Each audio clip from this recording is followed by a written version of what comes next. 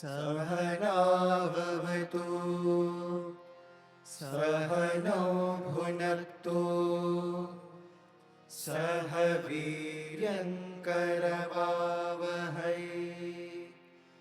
तेजस्विनावधीतमस्तु मा विद्विषावहै। ॐ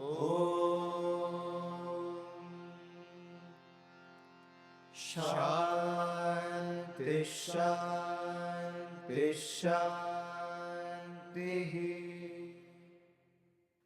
The last chapter was quite a long chapter with 100 shlokas. It took a while to complete it. We began in November, but we could not continue it.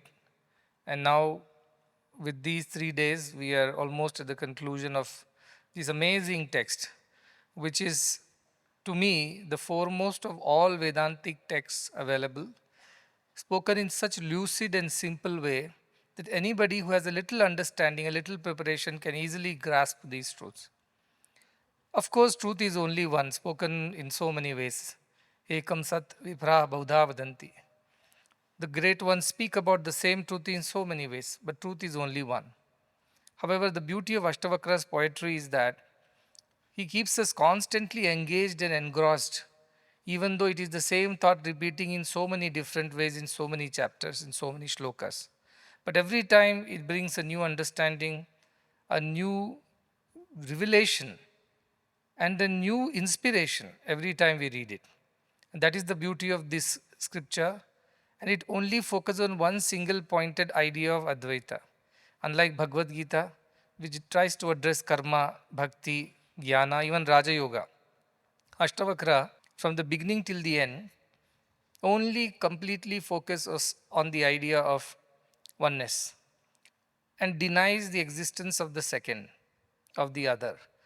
It does it in so many ways so that by the end of the book, at least something must enter the minds and hearts of the readers and seekers.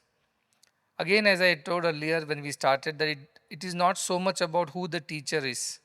It is more to do with who the student is, who the learner is. If the learner is ready to learn, knowledge will happen. Of course, a good guru makes it easier, but a good disciple makes it truly happen. So from that point of view, now Janaka has heard 100 shlokas from Ashtavakra on the nature of the self and the type of jnani who is very different from the agyani. He has a yoga drishti, he sees everything differently. Unlike an ajnani who has only loka drishti, who sees everything from the worldly point of view. And beautiful analogies, beautiful comparisons, contrasts, he has explained it thoroughly. Now what happens next? Once you hear so much of wisdom, the disciple Janaka is sitting there. He's overwhelmed. He's overwhelmed with the knowledge that he has just received.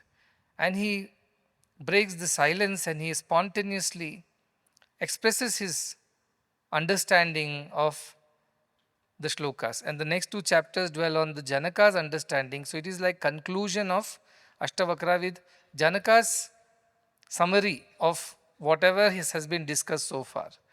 Because Janaka starts the conversation, katham jnanam apnoti, katham muktir bhavishyati, vairagyam cha katham praptam, etad brohi mama prabho. How do I attain wisdom, jnana, that I am the self and not this material world? Katham muktir bhavishyati. How do I attain liberation? How do I attain freedom? Vairagyam cha katham praptam. How do I attain total complete detachment from this body and mind? Etad bruhi mama prabho, please explain to me this. He asked only 3 things. How do I attain this supreme wisdom? How do I attain liberation? And how do I attain detachment?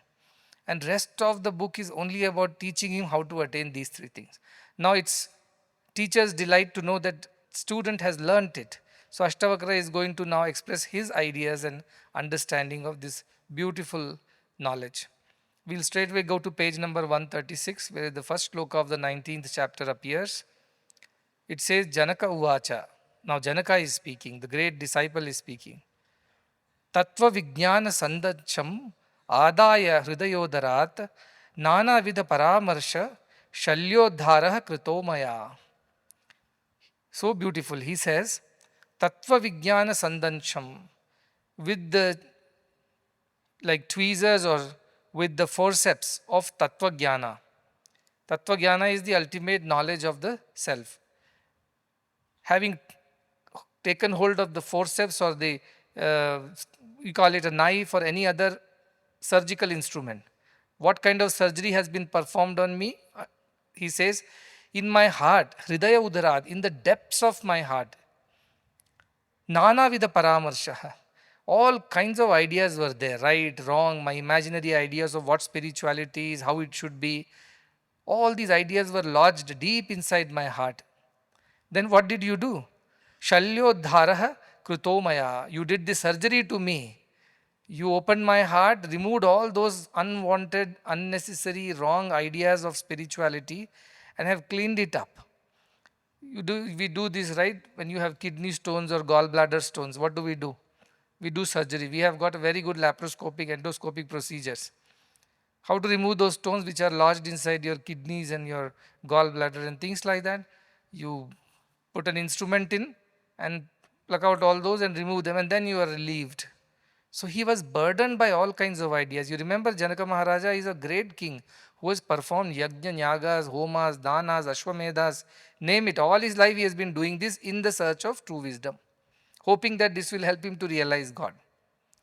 And he has hundreds of sages living in his court who are totally taken care of by him, who perform only yajna, yagas, dana, dharmas all day long. That's all he was doing. And he thought he will somehow attain this. But after listening to Ashtavakra, he says, all my notions were wrong. You have totally destroyed all my wrong ideas, as if you have performed a surgery on my heart and removed all the wrong notions that were lodged there for a very, very long time. I hope you also are feeling something like that. If you're not feeling like that, no point in me continuing. All the ideas that bhakti will get us that, karma will get us that, reading scriptures, going to pilgrimages, worshipping this deity, doing this mantra japa, that sadhana, this dana, that tapa, that homa, this yaga, all this will get us there. Ashtavakra says none of this is needed to get there. Absolutely not needed. Where are you going to get? You are yourself that which you are seeking. That's the whole concept of Ashtavakra, isn't it? You are already that which you are seeking. You don't know that you are that. So from that point of view, sir, you have performed a great surgery on me, removed all my wrong notions about spirituality and redeemed me.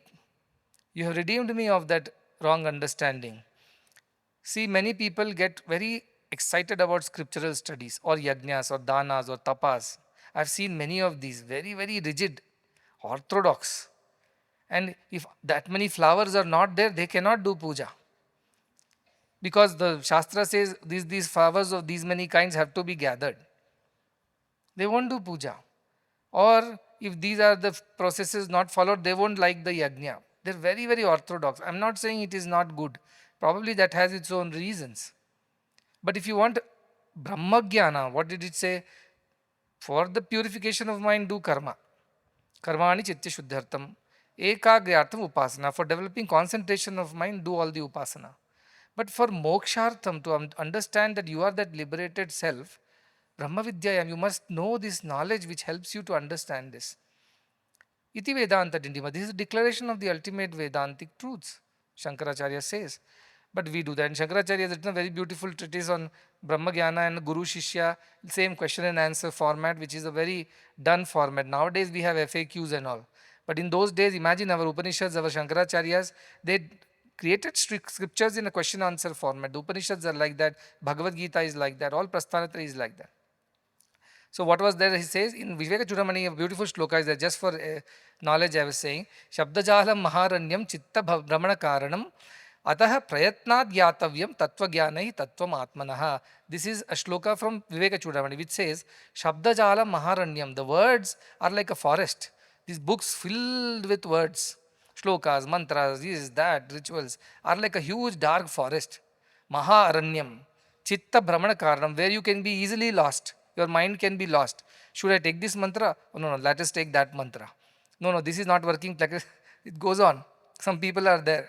I was chanting this mantra, But suddenly I started chanting another mantra. From there I gone to the third mantra. I don't know whether I'm doing good or not. Is Shiva going to be angry with me because I'm chanting Vishnu's mantra? I said, nobody is going to be angry with you. I am going to get angry with you, that's all. What is this nonsense? Where are you stuck? What is this limitedness of your understanding after all these years? So Shabda Jalam, people read up textbooks after textbooks on spirituality, and they also become egoistic of that knowledge. Empty vessels make noise. That's what happens. Then what happens? That's why Shankaracharya says, forget about those words and scriptures and all these other rituals. What you should do, prayatnad gyatavyam, make efforts to realize tattva jnanaha, this ultimate truth. Make efforts to realize the ultimate truth because completely, tattvam atmanaha, completely you try to understand the truth and don't be lost in the forest of words and shlokas and scriptures. When people say, I have not even finished Ashtavakra, and people are asking, so what is the next scripture are we going to study? What should I tell them? First you practice something of Ashtavakra. You don't need another scripture. This is good enough. That you don't want to do, just excitement. Okay, the next scripture, so that you can tout around and tell everybody, I have finished this, all scriptures, I am a great Jnani. You are not Jnani by reading scriptures, you are Jnani by practicing it and experiencing it. So this is the idea. The whole concept has been dismantled that you have to do this 1, 2, 3, 4, 5 to reach there. He says you are already that, you don't have to reach anywhere, you just have to drop all these false identifications, that's all it is. Once that is dropped, you are already that. This is the essence of this shloka, that you have removed all the wrong notions from my head.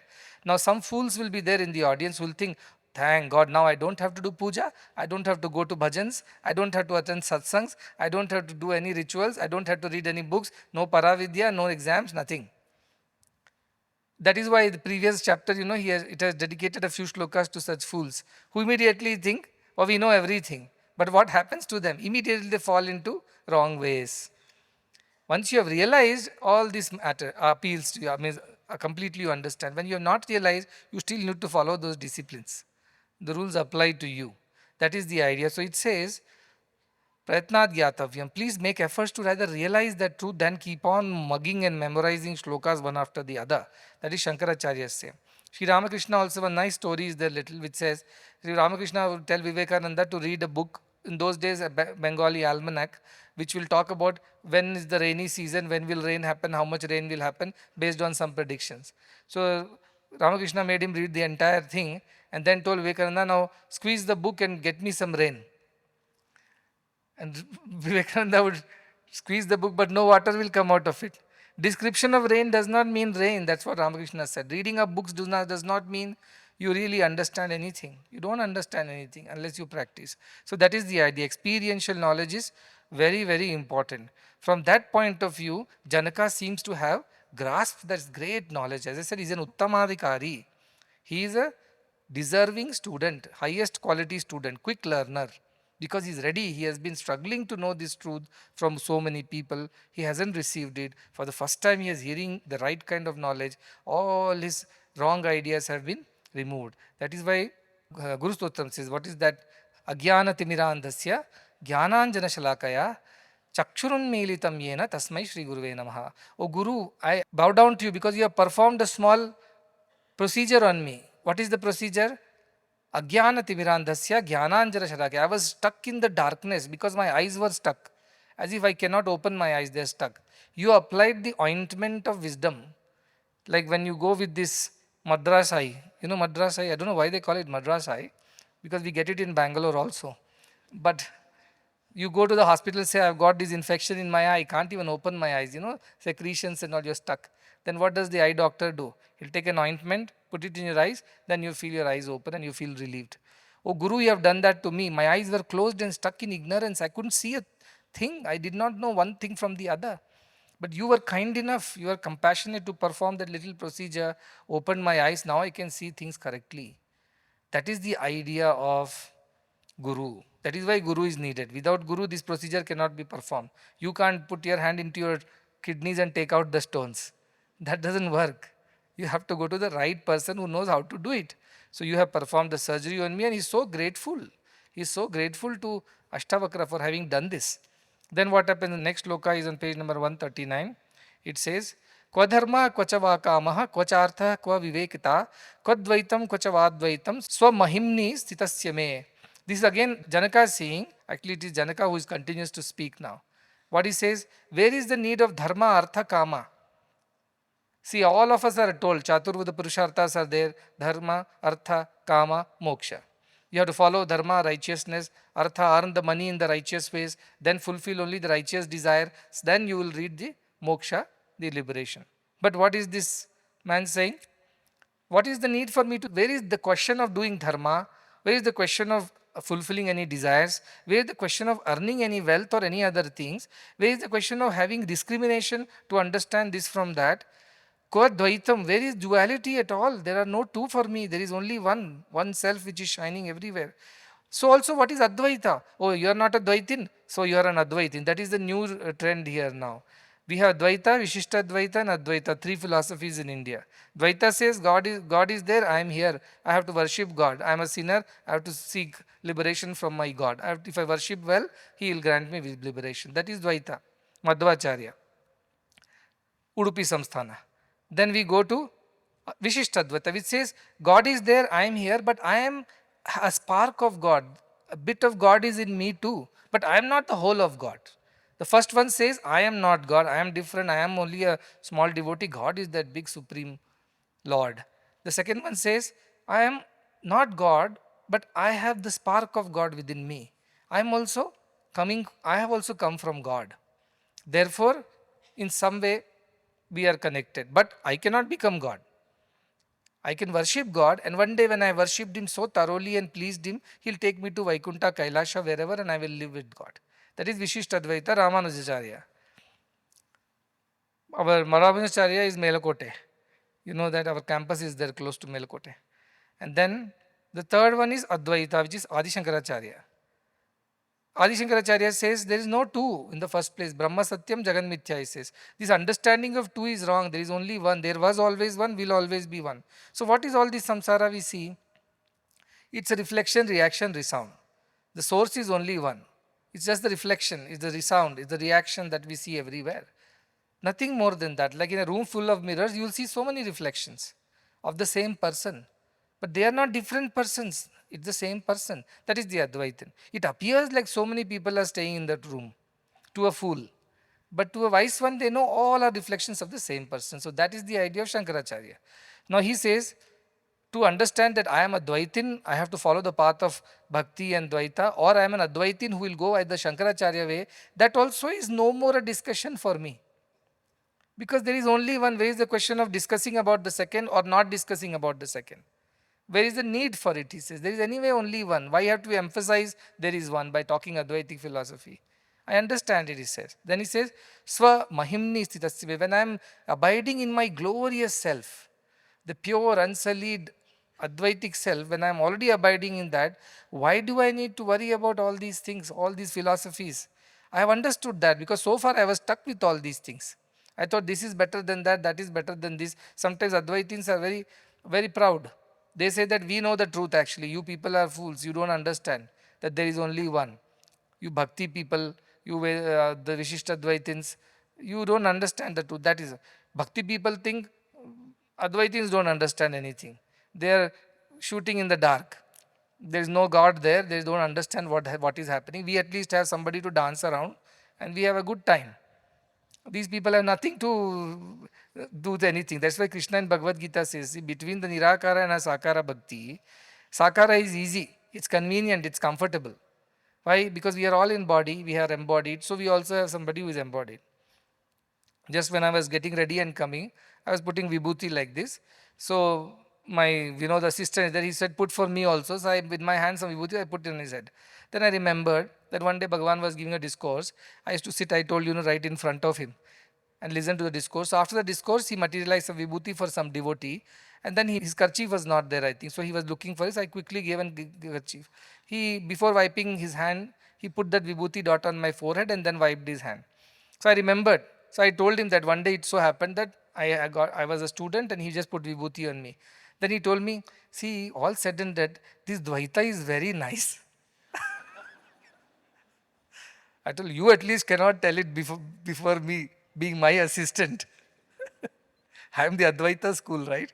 So I told him, he told Dvaita is nice, that interaction, that little play of hide and seek, that little bit of enjoying the proximity of the physical presence, that charm, that beauty, all that is very nice. You get to do something. That's what Krishna says in Bhagavad Gita.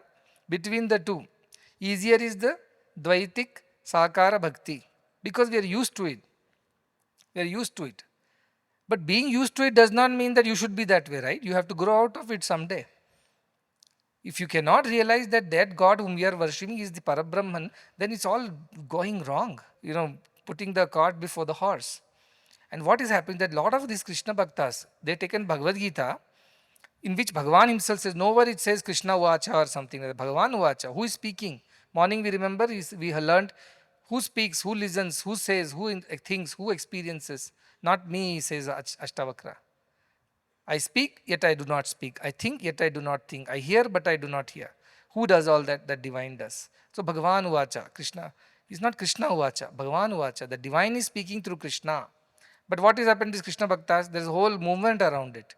For them, Krishna is the supreme Godhead. God is Krishna is not acceptable. Krishna is God. But Krishna himself says, before also I was there, but how Krishna can be there in before, even he was teaching this to Vivasvat Manu, to the Surya. Krishna's Bhagavan was not there, he was born in Gokula much later in Dwapar Yuga. Then who taught all these things? When Arjuna asked, what does Krishna answer? Bahuni me vyatitani, janmani tava chajuna. We have spent many lives together. This is not the first time. So it means there was something before Sri Krishna who became Sri Krishna, right? No, they will take, their reference point is Krishna and they will refer everything in relation with this physical Krishna. Because they are stuck with that idea of form and name. This Dvaita is like that.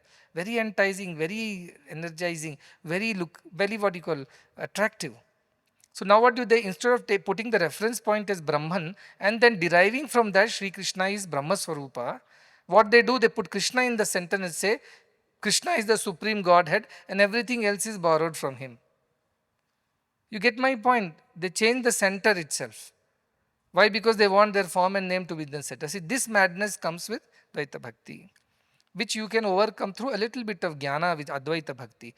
I am also saying Krishna is the supreme Brahman. But what I am saying, Brahman always was there, is there and will be there. Krishna is one manifestation of Brahman.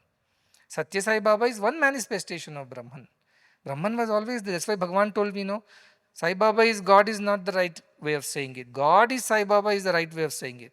But the moment I told our David Conswit, as I mentioned to you, his jaw dropped. What? All this while I thought Sai Baba is God. I said, I am saying the same thing. God is Sai Baba. No. Sai Baba is God is what I thought.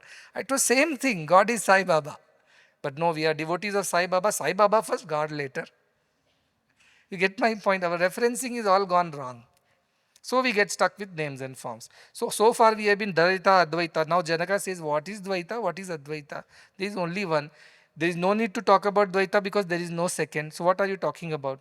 There is no need to talk about Advaita because we already know there is only one. What is there to emphasize on that? All these arguments, debates, fights are not necessary. Because I am abiding in my most beautiful, glorious self where everything feels one. That is the beauty of realization of Janaka. He is so happy now. He has understood what Ashtavakra was teaching. You can only imagine how much Ashtavakra must be happy by listening to Janaka say such things. Lot of descriptions are there. You read for yourself. I have given a lot of other course references. The third shloka, 19.3, 142 page, it says, Kva bhutam kva bhavishyadva vartamanapi kva va kva desha kva va nityam swam mahimni Chitasya me.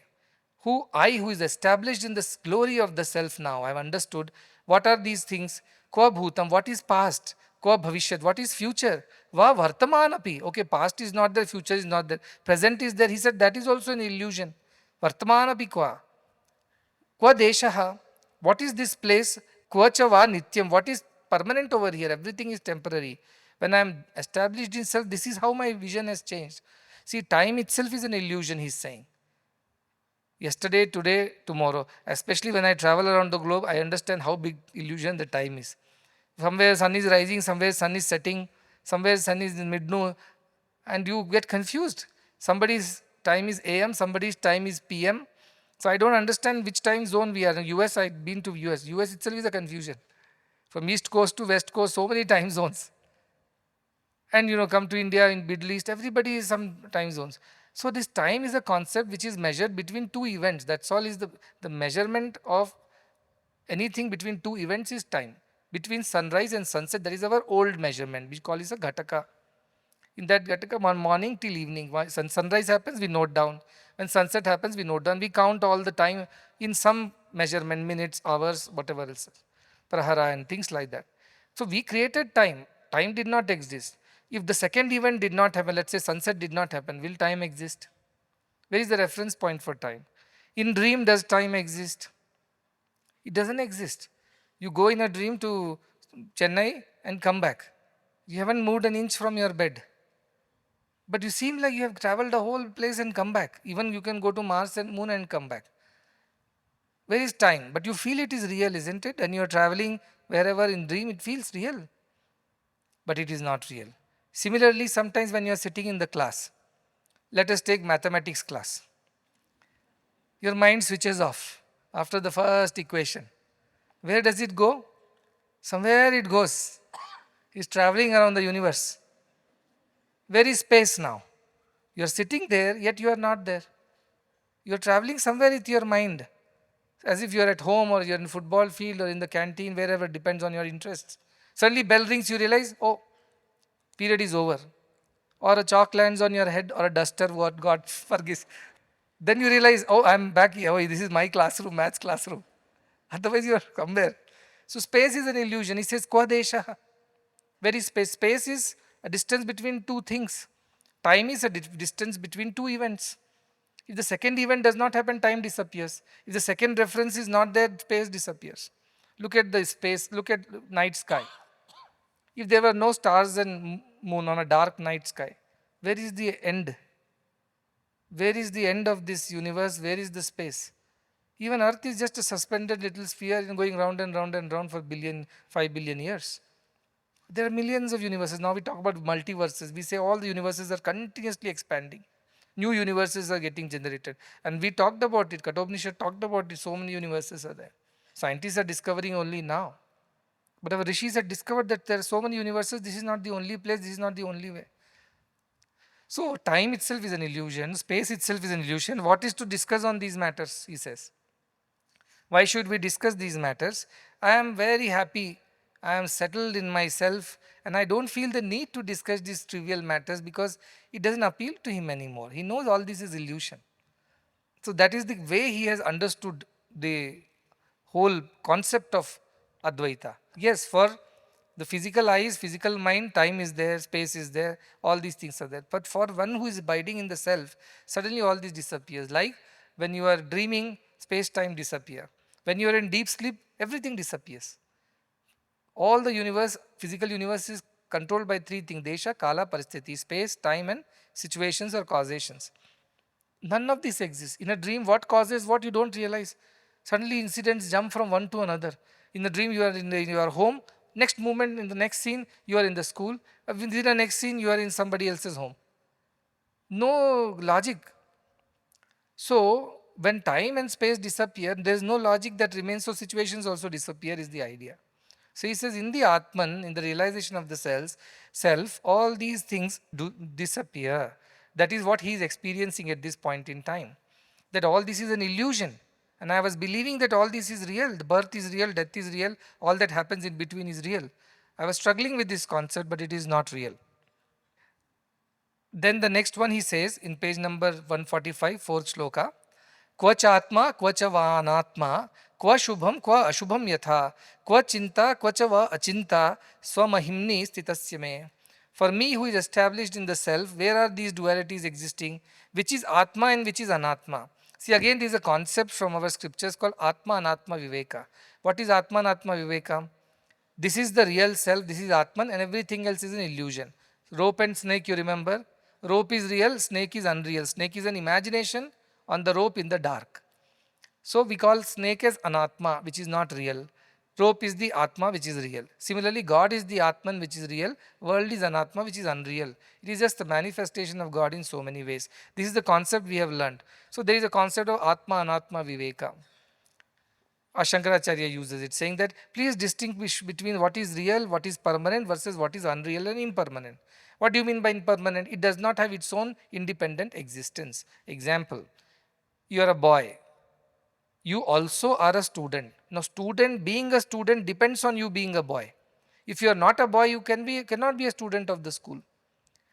Or you are a man, therefore you are also a husband. You cannot be a husband without being the man. So husband is the illusion or temporary part of you. Man is the permanent part of you. That is the idea of Nitya, Anitya or Atma, Anatma, Viveka. He is saying there was no snake in the first place, right? There was only a rope. We thought there was a snake. So where is the need to discuss anything? Why we have to search that snake? Why you have to discuss that snake? Why you have to find out how long, how short, which color, which species the snake was? Why all these scriptures? Why all these discussion? Why all this angama? There was no snake in the first place. Where is this Viveka coming? Right, you felt there was a snake, so you got scared, so you realize that okay, there is no snake now because you put a torchlight, you realize there is no snake. When there is no snake and I know it because now I abide in the self, like in daylight I can see it's a rope and not a snake, where is the question of me to discuss anything? Where is the question of me to discriminate anything? Not necessary. He's reached that stage. And he says, Atma and Atma do not exist because everything is Atman only. Shubha, Ashubha does not exist for me. This is auspicious time, this is auspicious place, these are auspicious things, these are inauspicious, dirty, ugly. Doesn't exist for me. I can't see the externalities of things. For me, everything is same. Like this bulb is there, it is in Premamritam, it is a auspicious, sacred bulb. Take the bulb, put it in your bathroom or toilet. Bulb will happily glow. Will bulb say, no, no, no, this is inauspicious place, don't put me here? It has no problem. Electricity says the same electricity which is running in Premamritam is also running in your toilets, no? Is that an unsacred electricity and this is a sacred electricity? No. The idea is that when the jnani doesn't see these differences, that is why they can accept everybody. They will not reject anyone. When Mary of Magdalene, a so-called fallen woman, was being stoned by all the people, Jesus Christ walked in and said, only the one who has never sinned shall throw the first stone. He could accept a woman of a lowly order because he could see divinity in them. The other day I told Vivekananda, when he went to the court of the king, there was this dancer who was dancing and Vivekananda got up and wanted to go because he felt that is not sacred. I am a saint and she is just a mere dancer. Why should I even stand or be in the presence of such a lovely woman? And what does the woman say? Oh, these people of the world think of me as the lesser being, I understand. But you are a jnani, you should have equal mindedness, equal vision. How could you also treat me as less? Are you not seeing me as the Atman? You are only seeing me as a woman of the skin and flesh. She questions Vivekananda. So auspiciousness, inauspiciousness is in the mind of ours, social constructs. But does that mean tomorrow you will not have bath, walk into the prayer hall? I will not allow. You will because you are unhygienic and you will trouble everybody around you. So fools will misunderstand all these things.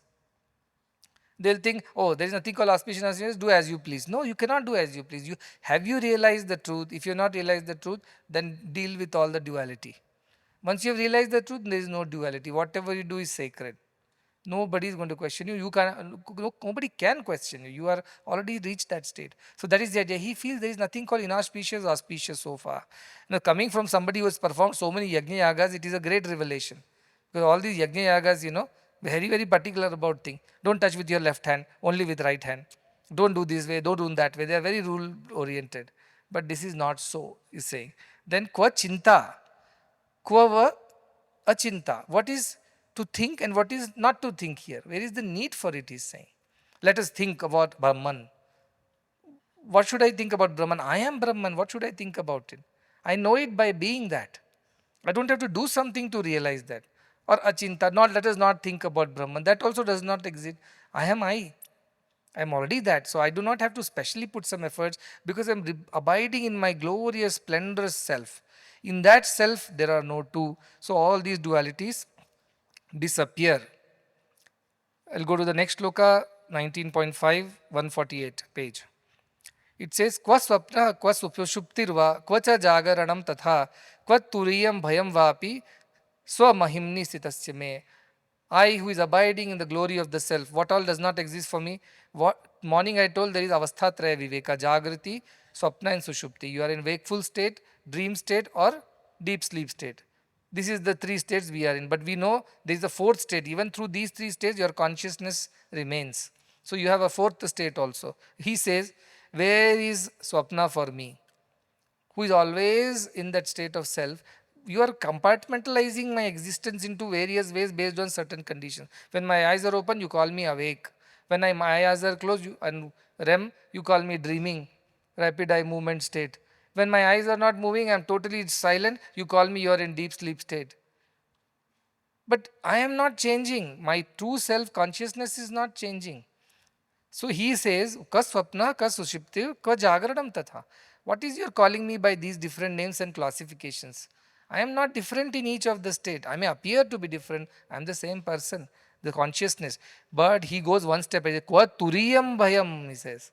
Kwa turiyam. What do you talk about me to go to the fourth state of consciousness? That also I don't have to discuss and deliberate upon, because I am already that. You call me, somebody comes in, there is a man, he calls it, you are husband, you are a husband. He says, yes, I am. Somebody comes and says, you are a son of this person. He says, yes, I am. Third fellow says, you are the father of this person. He says, yes, I am. Then somebody comes and says, you are the staff of this institution. Yes, I am. Somebody says, you are the friend of that person. Yes, I am. Somebody says, you are the enemy of that person. Yes, I am. All of this I am. But who I am at the end? I am the man inside. Who is become staff, enemy, friend, brother, father, grandfather, grandson, whatever it is. Where is the need for me to discuss this? I already know that my true self is only being seen in so many ways. Where is the need to discuss all these things? Unnecessary, he says. Because I am enjoying my true self. I know who I am. I don't need to categorize, classify and conditionalize myself.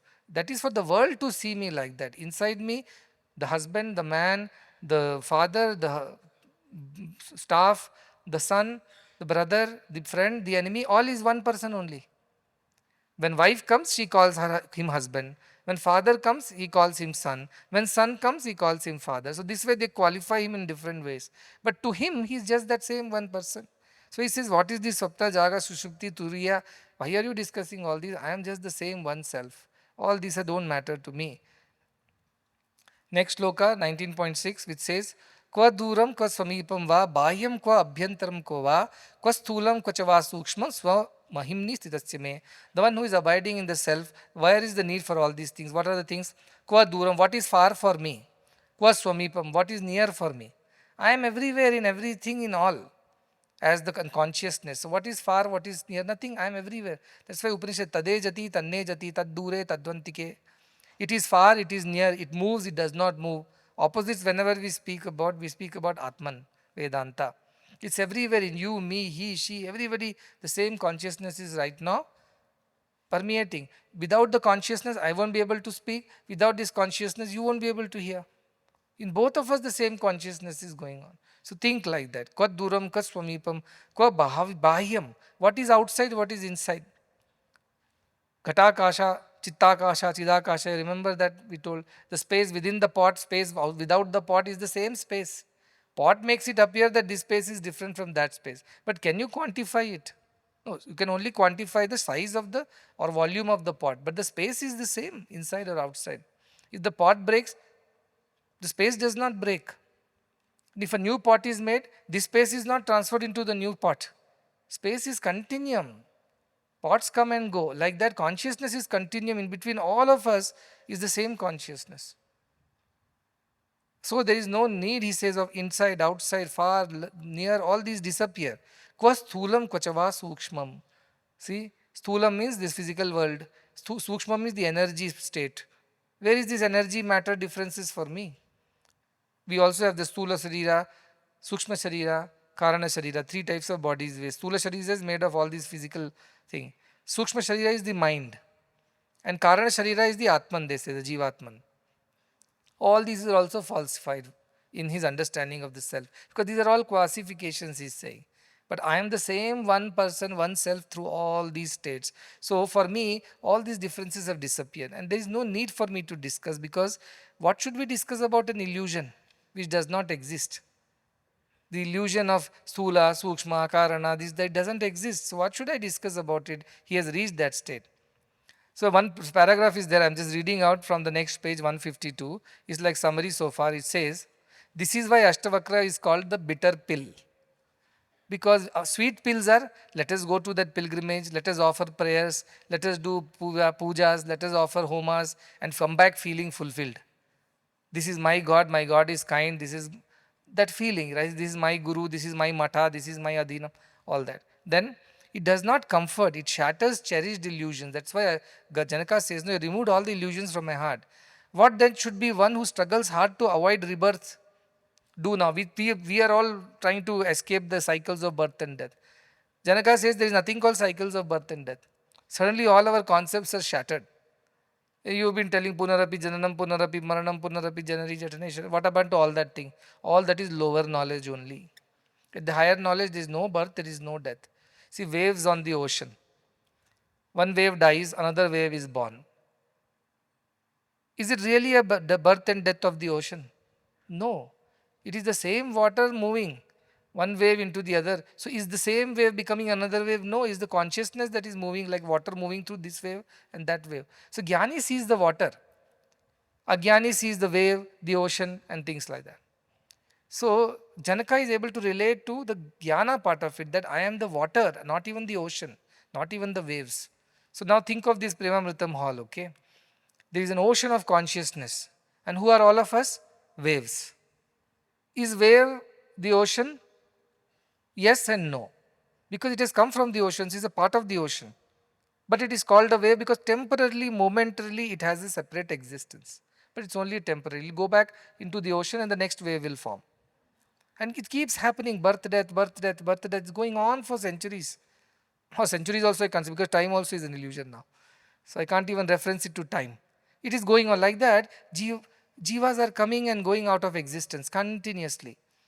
You have come into existence, tomorrow somebody else, this and that. At this point of time, for a very small period, which we call 100 years, but in the universal time it is nothing. We are an existence. We are a man, woman, doctor, engineer, teacher, businessman, good, bad, saint, sinner. All that happens in that, like a wave coming and just disappearing after the next moment. That's all is our existence. In the ocean of consciousness, in the ocean of this. So he says that now, where is birth and death for me? Where is this Punarapi Jananam? I am a wave, I will disappear, next wave will come. This is a natural process. And it is the ocean only, it is the water only which is changing forms and names. So he identifies himself not with the wave, not with the ocean, but with the water, which is the ocean, which is the wave, which is also the river, which is also the rain. He doesn't identify with any form and name anymore, Janaka. So he has realized that. So that is what I was saying, that this is very, very important. And there is one reference from Avadhuta Gita in the same paragraph, which says, Sthanatrayam yadicha neti katham turiyam, he says. When you three of these don't exist, Jagrata, Supna, Sushupti, where is the question of turiyam? That also is an illusion that the fourth state exists. There is only one that exists. You call it by four different ways. That's all he's saying. Likewise, Kalatrayam yadicha neti katham dishascha. When time itself does not exist, where is direction? Where this is east, that is west. Why sun rose just now in the east at 6 a.m.? 6 a.m. is not true, east is not true. This is our constructs, right? Time is our construct. Calendars are our constructs. See, lunar calendar runs separately, Gregorian calendar runs separately. We have leap years, we have all kinds of adjustments. We don't know what is the real time. Our birthday keeps changing lunar calendar wise, because they see the cosmic constellations and then decide the time and date. Whereas Gregorian calendar goes by whatever the other way, suns and the earth's movements. So all kinds of things we have created. Whoever was the king decided this is the rule, everybody followed it. I was in Malaysia, no? Vimala is telling me. To get maximum daylight, Malaysia started the day early. So children are very tired when you wake them up. It's still dark out there, but they're already in their school buses going to school. Because by the time this real sunrise happens, their classes can start. And they will capture as much daylight as possible by the end of the day, so that they can study more, work more, earn more, and things like that. One of the Malaysian Prime Minister did that. And everybody follows that. But before he changed his time, sunrise was the original time of 6 a.m. or whatever time of the morning. Similarly, when I go to Europe, when it's winters, they change the timing. They adjust it to the daylight. Suddenly, yesterday it was 6 a, today it is 7. I said, so what is right? 6 of yesterday was right, or today 7 is right? The government has decided to change the time to maximize the daylight time. I said, then time is a real illusion. Isn't it? Now we are all sitting in the night, it's evening. Somewhere the sun is rising right now, and their time is different. They're eating breakfast right now, we'll eat dinner. So he is now realized that everything is an illusion. So he says, Kva mrityu jivitam va, kva lokaha, kvasya kva laukikam, kva layaha kva samadhir va, swa mahimni stitasya me. I am who abide in the self. Where is mrityu? Where is jivitam? Where is birth and death for me? Where is loka? I am in Martya loka. I am born in Prithvi loka. There are other 14 lokas. I could have been born anywhere. Pitru lokas are, Deva lokas are there, Gandharva lokas are there. And Atala, Pitala, Sutala, Talatala, Rasatala, Patala, all kinds of lokas are there. He says all this is illusion. It's all construct of the mind. It's not true. Then if loka only not there, what is laukikam? World is not there, so what is worldliness? We want to run away from worldliness, we want to turn towards spirituality. What is this referencing he's saying? Then he says, Kwa laya, kwa samadhi. Where is the idea of losing your mind and attaining samadhi? That's also a mental construct only. It's also not true, he says. Because once I am abiding in the self, I am able to realize all these things. That beyond husbands and grandfather and grandson and brother and friend and enemy, I am the human inside, I am the person inside. All these are constructs based on situations that are around me. And none of this is true. Today I am husband. If I marry, I am a husband. If I don't marry, I will never be a husband. If I don't have children, I will never be a father. You can't qualify me like that. So these are dependencies, these are not real. The person is real. Like that, consciousness is real. All the manifestations are unreal. So he's suddenly feeling very elated and liberated. That is the idea of Janaka expressing his joy. The 8th shloka, one nice, this is what saying, what he is basic, okay, I'll tell you after the 8th shloka. So 8th shloka says, Alam trivarga kathaya, yogasya kathapi alam vijnana kathaya, vishrantasya mamatmani. Alam means enough discussions, enough debate, enough deliberations on this topic.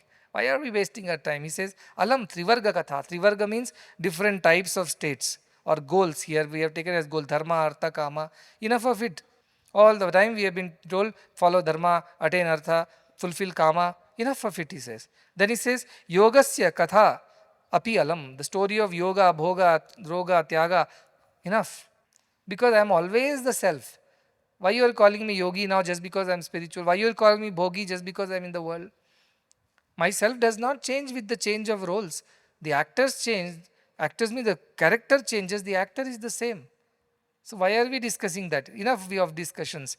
Alam vijnana kathaya. Even the idea of vijnana means to know the self, there is a way to know the knowledge of the self with Advaita knowledge. All this also enough, he says. Vishrantasya mamatmani. I, my Atman, myself, who is in the peaceful state of non-duality, where is the need for me to discuss all these things? That is why he says, the one who realizes the self becomes silent. Muni, he becomes maunam. Muner lakshanam. The one who is Muni, he'll be always talk less. He will talk less. This is why he says, stabdo bhavati. He becomes stupefied into silence once he realizes the self. Nothing, no words come out of his mouth. There is the need for it. Only ignorant people involve in idle chatter. The wise ones don't speak much because they know what it is. Ignorant want to show off, they know something. Like that, what is these scriptures, yogas, Vedas, yajnas? All this is ignorance only which is repeating itself continuously. By repeating a lie 100 times, it doesn't become the truth. Why should I repeat? I don't want to discuss. You get my point? How he has reached that state of understanding. That it's enough. I ran behind yoga, yajna, yaga, homa, this is that, good, bad, auspicious, inauspicious. All life I did that without realizing that none of this was real. Now you are going back. There is a rope on the road. And then you think there is a snake. Then what happens? You get scared, right? Is your fear real? Not real. It is, yes, for that moment you really got scared. But is it worth getting scared is the question. No, because there was no snake. Somebody puts on the light and sees there is only a rope. What Karma Yogi says? No, I know how to get rid of the snake. I'll get a stick and beat it 20 times. Snake will die. Bhakti Yogi says, no, it needs 40 strikes. I will do that. Jnana Yogi comes, no, 100 strikes, then only the snake will die. Some Raja Yogi says, don't worry, I know how to capture that snake with my all Kundalini and everything. Hatha Yoga. I am saying there is no snake. What are you discussing?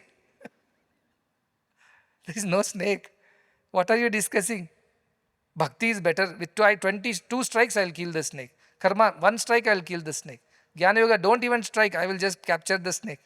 What are you discussing? The realized one comes and says, what is this discussion all about? What are you people fighting for? You are trying to capture the snake, kill the snake. Which snake? This one. But this is only rope. No, there was a snake here. That is what we are trying to capture right now. This fellow says there was never a snake in the first place. It was only a rope. You thought it is a snake. Yeah. But because we thought it was a snake, we have to capture the snake now. What foolishness is this? Because we thought world is real, we are running behind everything. Now you realize world is not real. Why are you running still? And which path is better, which path is lesser? Now you tell me. No path is good because you already are that. See, if you have to reach from here to there, then you need a path. You have a straight path, you have a round path, you have a crooked path, all paths are there. You have to reach yourself. Which road should you take is my question. No road. Bhakti Yoga says, my path is shortest. No, I don't need, thank you. Karma Yoga says, my path is very easy. No, not needed. Jnana Yoga says, my path is the best. Not needed because I am not going anywhere. I am here, complete, full in myself, Purnamada, Purnamidam. I am not reaching anywhere, I am not going anywhere. I am that self. I need not do anything to realize that. How much time does it realize for you to know that you are alive? You have to go to the hospital to check, say, doctor, please confirm that I am alive or not. Check my pulse, heartbeat, pressure. Doctor checks and says, yeah, all parameters look like somebody who is alive, so you must be alive. Blood pressure, Bhakti Yoga. Oximetry, Karma Yoga. Heartbeat, Jnana Yoga. All other things, Hatha Yoga. And you need a guru and a samstha to tell you all these things. So Janaka's Ashtarya is this. What are we talking? There was never a snake. What are you killing here? You don't need to know that you are alive. You are alive by being alive. You are self by being the self. You don't need anything to make you believe that you are that self, other than you not believing it because of some foolish idea. It's like, let us search for myself. You search for a lost friend, I understand. You search for a lost watch, I understand. If your friend comes to you, I have lost myself, let us search. He says, what are you talking? You are only that you are searching. So that is the logic of Janaka now. What are you searching? What are you finding? What are you attaining? You are that already. I have understood that. Then what is this discussion of bhakti, karma, jnana, hatha? What is discussion of papa, punya, janma, mrityu? What is this discussion about jagrati, swapna, sushupti? What is this discussion about dharma, artha, kama, moksha? None of this is needed because I am already that. He has reached that state. Now all of us, if we think we also have reached that state just because we are at 18, 19 chapters, please don't be under that illusion. Do you feel it is the question? Michael Jackson, remember? Feel it. I must feel it. I don't feel it. I only know it intellectually. That doesn't help you. You have to feel it. And that feeling will come when you dwell on it. The more you dwell on this idea, slowly it will reveal itself to you. See, the beauty of these scriptures is, it came to somebody who experienced it and then he spoke about it. See, Ashtavakra experienced something and he spoke about it. Now you take that and dwell on this idea, dwell so much that slowly this dwelling on that, contemplating on that will take you to the experience. It's a two-way traffic, I say. The road that takes you to Chikbalapur also brings you back from the Chikbalapur, right? You don't need another road to go. Likewise, Ashtavakra's experience are these words. Meditate on these words, you will attain the experience of Ashtavakra. That is why the saints are so great. He could have experienced and gone away without explaining to anybody. They would have kept the knowledge to themselves. No, they were kind to share it with others so that we also have some way to understand what is the truth. Of course, it cannot be described in words, as himself he says. How can I be describing this state? You have to experience that state. But at least we know such a state exists. Somebody who's never been to America doesn't know what America is like. So he has to go and meet somebody and ask a person who had gone to America how America is. Likewise, we haven't been to that state, so we don't realize it. We don't live in that. Though we are that, imagine it's like I'm alive, but I need a proof to know that I am alive. It's like that situation is ours. And Ashtavakra says you don't need any proof that you are the divine. You are divine as you are. Only Indian Vedantic scripture confirms this. No other scripture in the world says you are divine. It says you are part of divine, you are devotee of the divine. At best, you can go and live in Vaikuntha Kailasha and be closest to the divine.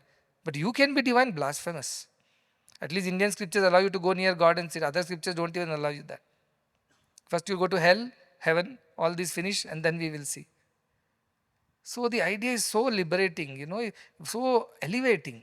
You are not a sinner or a sin, you are divine. So this is how this 19th chapter closes, and we come to the final 20th chapter. The chapter 20 is the final concluding chapter, so obviously lot of the same ideas will repeat in different words. We just dwell on this so that all the 19 chapters get assimilated. That is how books are, right? Textbooks have to summarize everything. So this chapter has been nicely titled here as I am I, aham eva aham. I am I. This is my only definition. My definition is not I am an engineer. My definition is not I am doctor. My definition is not I am a good person, bad person, intelligent or dull-witted. My definition is I am I. In that I, are you a man, woman, old, young, intelligent, dull? No. None of these qualifications exist in that state where you are I. So I am I. This is the final chapter. I'll start with this very nice paragraph that we have borrowed from Swami Chinmayananda, who describes what Ashtavakra Gita is all about. It is in the very first paragraph where it says, Swami Chinmayananda says, in communicating to seekers the unsurpassed beauty and the indefinable perfection of the Absolute, the Upanishads stammer. The Brahma Sutras exhaust themselves, and the Bhagavad Gita hesitates with an excusable shyness. See how he puts all the Prasthantarayas in their places. He says, Upanishads stammer. They say it, but they say it so very not spontaneously, continuously. So this says, the Upanishads stammer. The Upanishads do not have the ability to say it as clearly, as eloquently, as precisely as Ashtavakra. Then Brahma Sutras exhaust themselves. They try, but they are not able to fully explain. And then Bhagavad Gita, which is such a concoction of so many ideas. It's a khichdi actually. Somebody takes the bhakti of Bhagavad Gita, they become devotees of Krishna, they dance around saying Krishna is a supreme godhead, everybody else is lower than that. Wrong understanding of Bhagavad Gita. Some take the Karma Yoga, says we don't need God, we don't need no scriptures, our work will redeem us. Somebody take the Hatha Yoga, Raja Yoga. No, all I have to do is find kusha grass, find deer skin, sit on it with this. That is their thing. Like that, people have taken one part of Bhagavad Gita, like the blind men studying the elephant. What Ashtavakra does that? It does not even get into those lanes and by-lanes. Straight highway it is. And where it takes you straight to the goal. Like the arrow, a dart. Straight it goes and hits the target. Not wandering, waving and deviating from the original course. So Ashtavakra is like that. So Chinmayanandaji's description is quite nice. The first sloka is Janaka Uvacha. Again, Janaka is continuing and summarizing. Page 162, which says, Janaka Uvacha, Kva bhutani kva deho va, kva indriyani kva va manaha, kva shunyam kva cha nairashyam matswarupe niranjane. My swarupa, my original self is niranjana, guileless, sinless, pure, untouched. So for such a self, kva bhutani kva deho. What are these 5 elements? They are also illusion.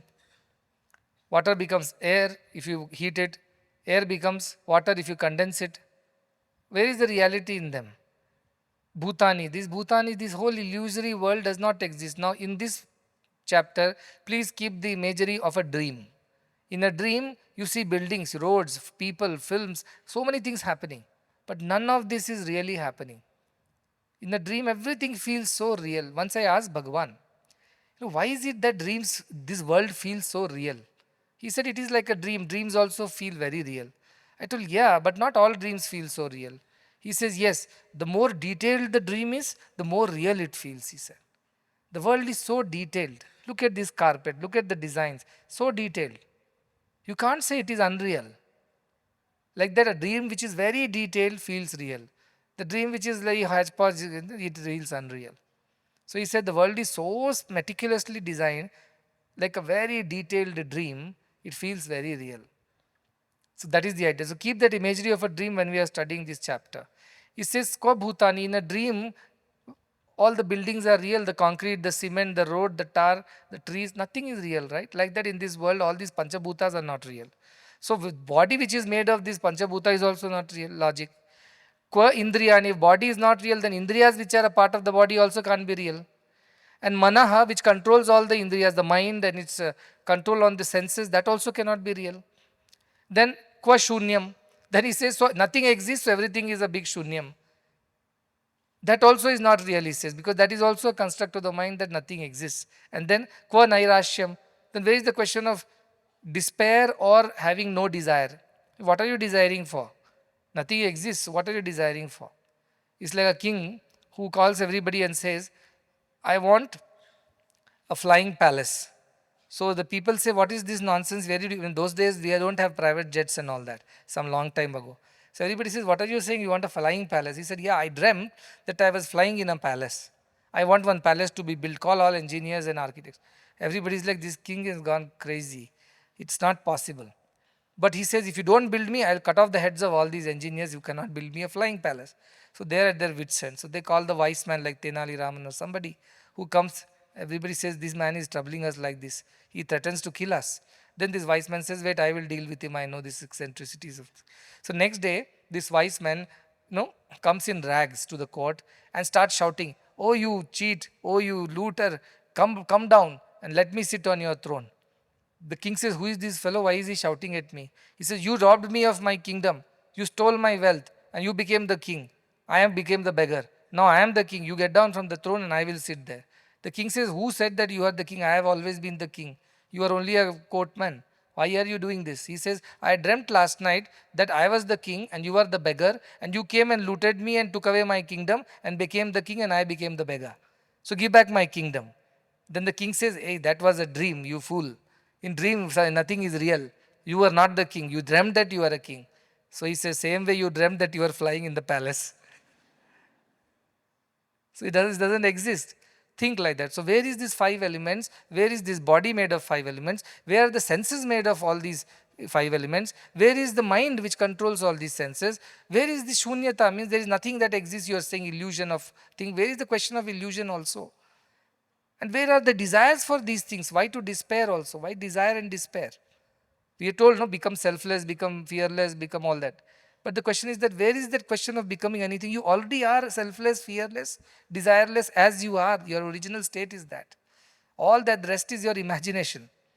Like in a dream you imagine. In a dream you become a king or you're a saint or a sinner. You become intelligent or a dull. You handsome or ugly. All this is in a dream. Once I had a dream of Bhagavan, and then in that he came, and next morning when I met him, I told, Swami, you had come in my dream. He says, which dream?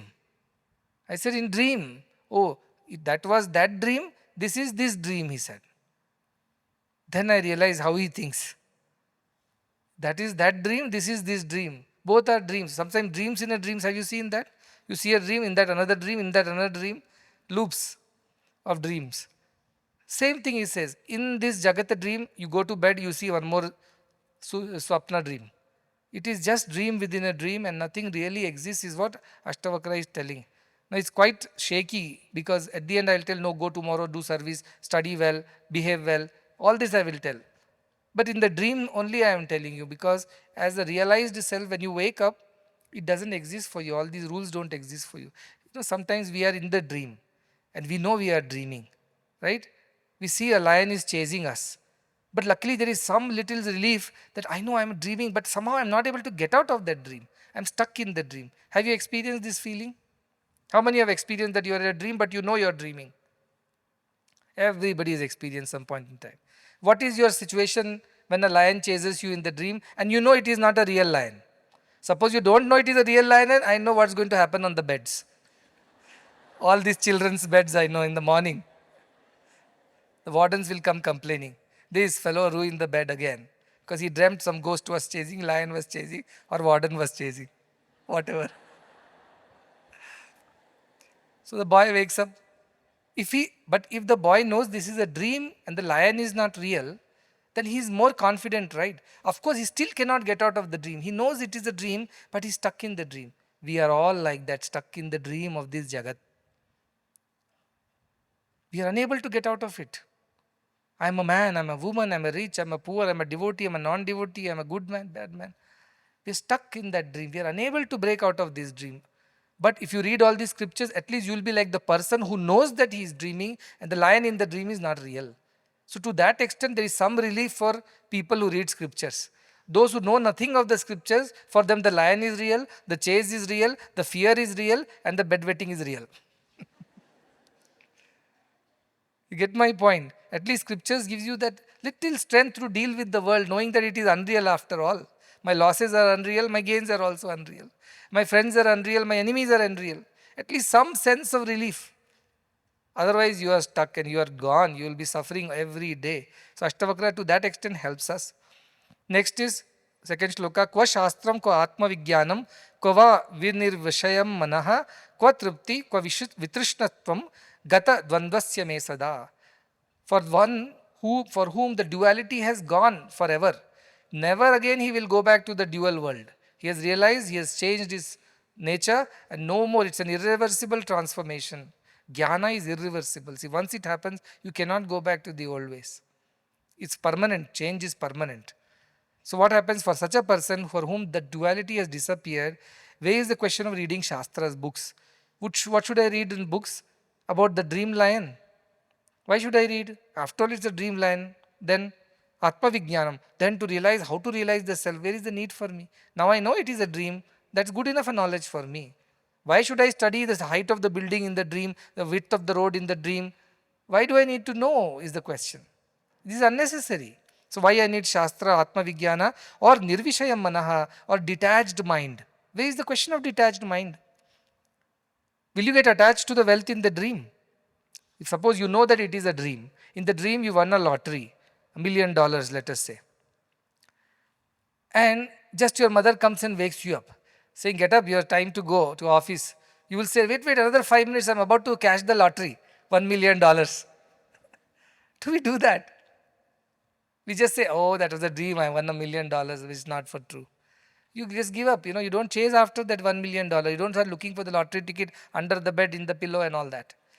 It is not true. You just get up and realize it is not true. That's it. Nor you insist that if I dream a little further, maybe I will win the lottery. It's not true. So the one who knows that he is dreaming is safe. While he cannot escape the dream, he can escape the emotions and the consequences of believing that the dream is true. At least to that extent, that person is safe. That is what the scriptures are able to do for us. They know there are sadness in this world, there is happiness in this world, there are joys and there are sorrows, disappointments and disagreements, excitements, wars, all kinds of things exist. But luckily this is a dream, this is not for real. To that extent they can be safe, they can be okay in this world. That is the idea. So nirvishayam manaha, where is the need for having desirelessness? What you will desire? I am desiring for my own leg. This is already your leg, it's not somebody's leg. What are you desiring for? Everything is you, that is the idea. Kva triptihi, so when your desires are satisfied, you feel satisfied. Where is the question of being satisfied? If you've eaten a dream dosa, you are satisfied. No, it's in dream, like that.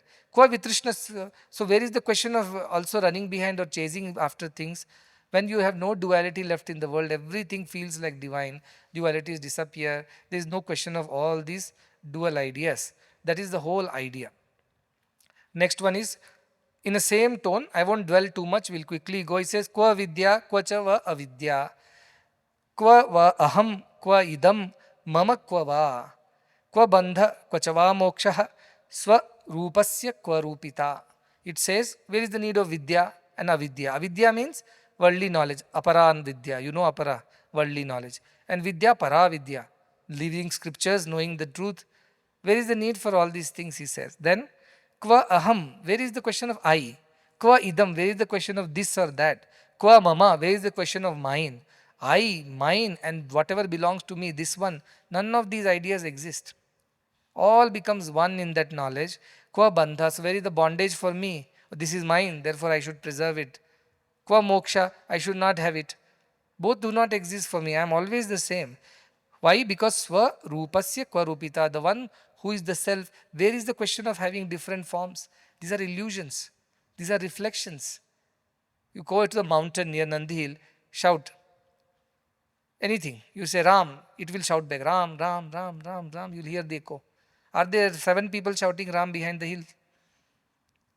It is you only listening to yourself back. You stand in front of a room of mirrors, it is you only reflecting in all of them. Are there 5 of me sitting here, 2 on this TV, 2 on the screens? No. It is me only in these many TVs.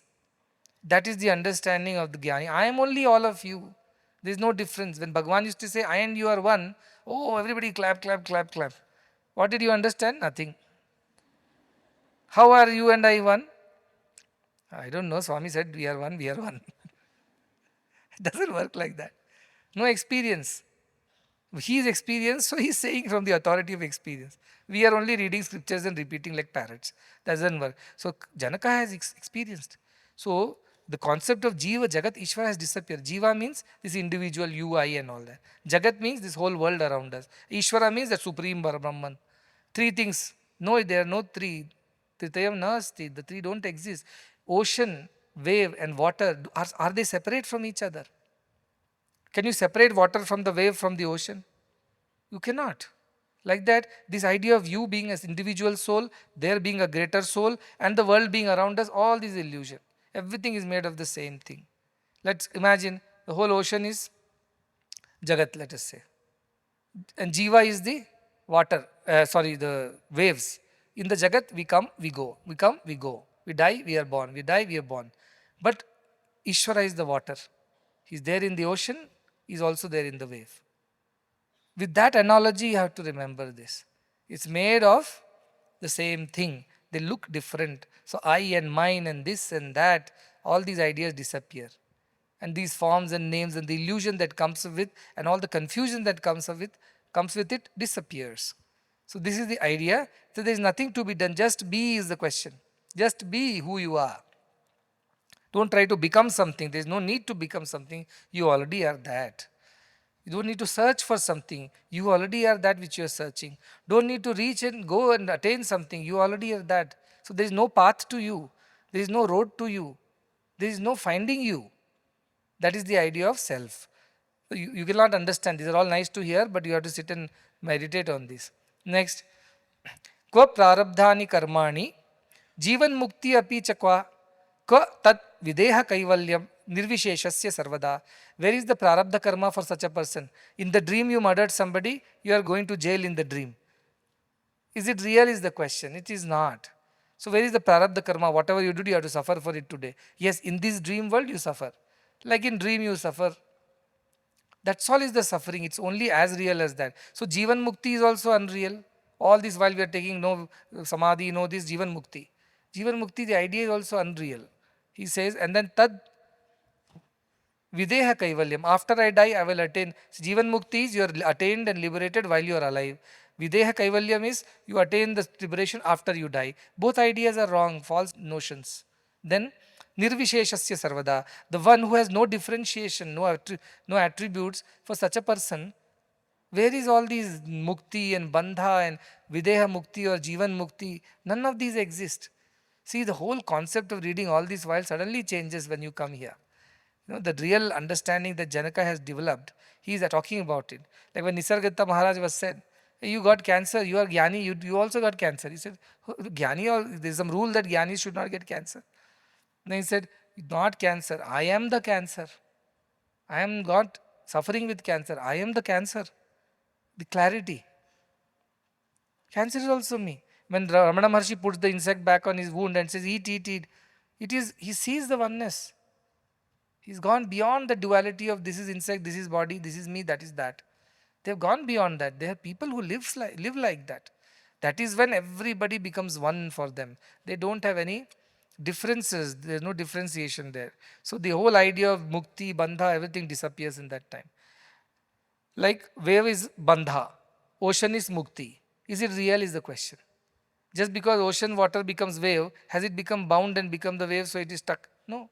Next moment it is ocean again. Actually it was never different from the ocean. It was always the ocean, but called as wave. So that is the idea. Next is क्व कर्ता च क्व भोक्ता निष्क्रियं स्फुरणं क्व वा क्व अपरोक्ष फलं वा क्व निस्वभावस्य मे सदा. The one who is in this state, क्व कर्ता, who is the doer, who is the enjoyer. The same self is the doer and the enjoyer.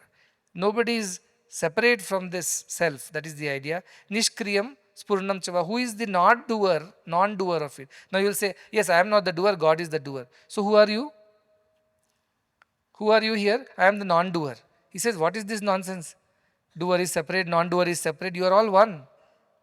You think you are different from God, so you are saying, I am not the doer, God is the doer. Even that idea is a false notion. Look at the clarity now is coming. And spuranam chakvava, non-doing or not reacting or responding, how does it possible? How is it possible? You are only that.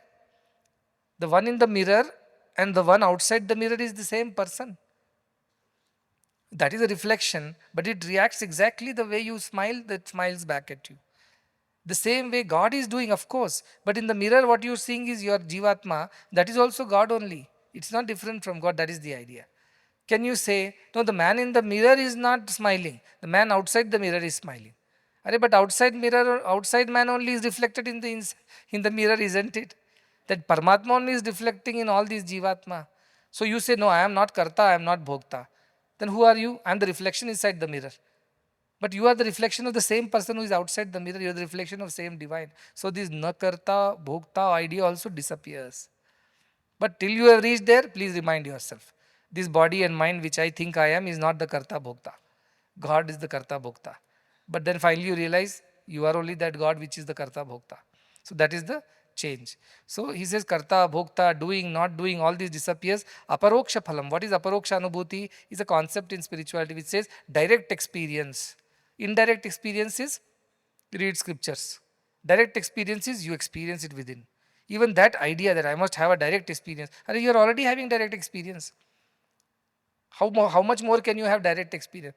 I am alive. I want to experience that I am alive. You are already alive. How do you experience that you have to be alive?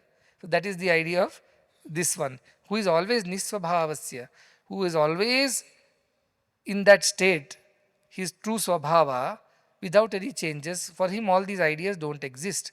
Next sloka 6th is Kva lokam kva mumukshuhva kva yogi jnanavan kva va kva baddha kva chava muktaha saswarupe ahamadvaye.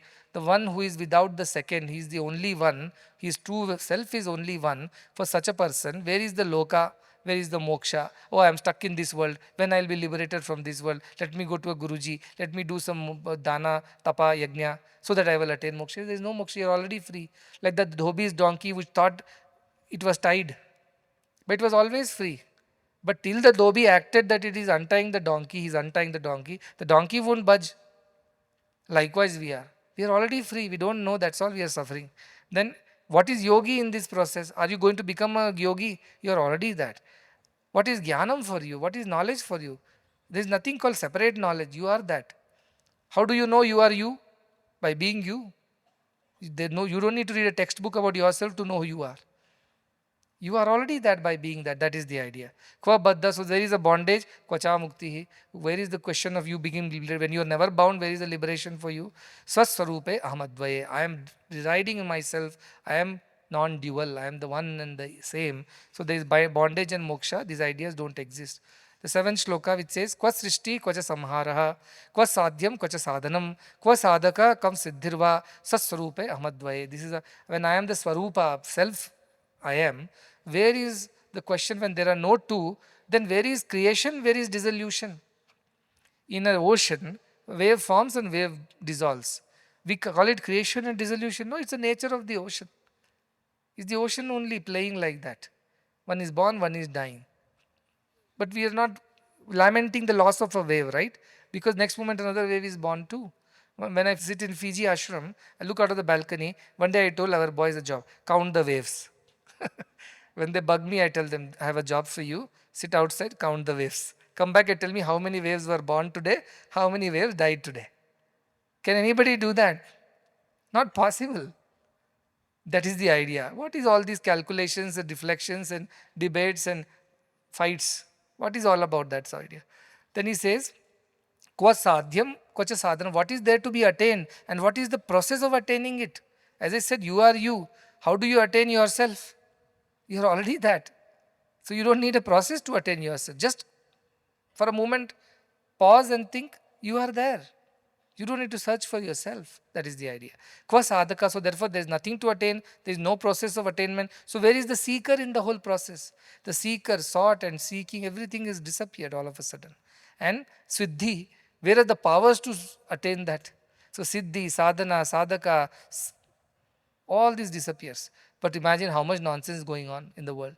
They want this siddhi, they go to this place, they do tantra, mantra, yantra, all kinds of things. None of this is real. It's like, how do you find yourself? You are that. That's all you need to know.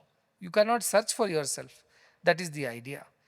The next sloka says, like the earlier sloka, we have one concept of siddhi, sadhana, sadhaka, and sadhya.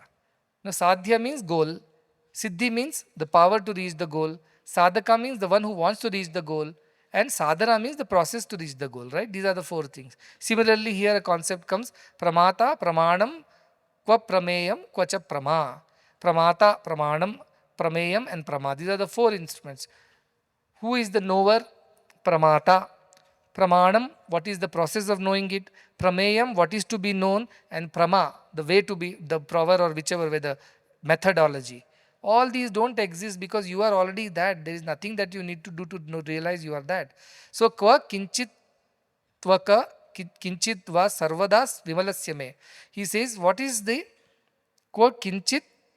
What is there that you say this is something and that is not that thing? Like this is table and that is tumbler. You can differentiate physically. But for him, this is something else does not exist. He sees everything as one. That is why when Vivekananda went to Ramakrishna Paramsa, he told everything is one. There is only one, no two. So Vivekananda said, you mean this table, this pot, pan, me, you, everybody is one and the same? Ramakrishna Paramsa says, yes, of course it is the same. I don't believe it. How is it possible? I am not the table. Table is not the pot. Pot is not you. You are not me. We are all separate. He says, no. And then suddenly he just gently kicks his chest. Ramakrishna Paramsa, Vivekananda's chest. In that moment, suddenly Vivekananda loses his consciousness. And for next 3 days, he is in a reverie. Whole world he describes as if it is melting and merging into one single. Their boundaries are disappearing. So when he is going home, the fence which is there next to the road, the iron fence, he feels that is also disappearing. He hits himself against this fence.